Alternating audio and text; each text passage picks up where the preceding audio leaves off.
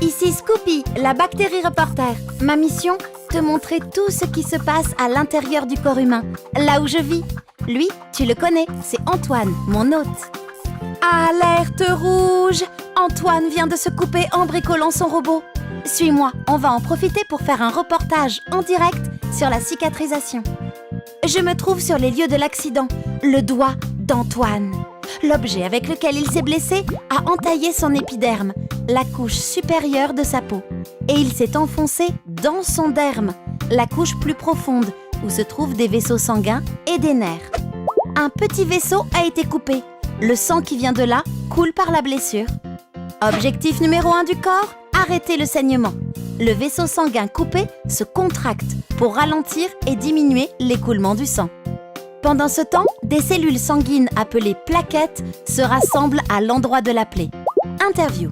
C'est une zone d'accident ici. Attention de ne pas gêner les secours.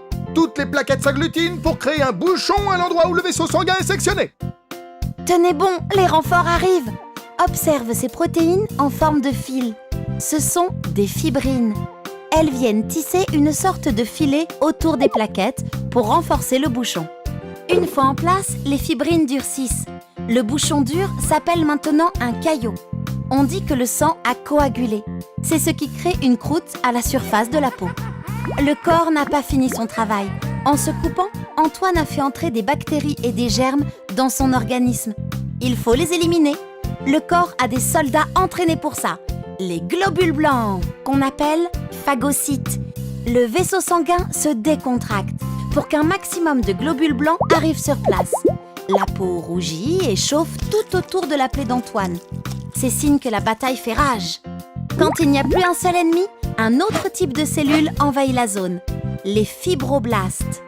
Elles fabriquent une protéine, le collagène, et en badigeonnent la plaie.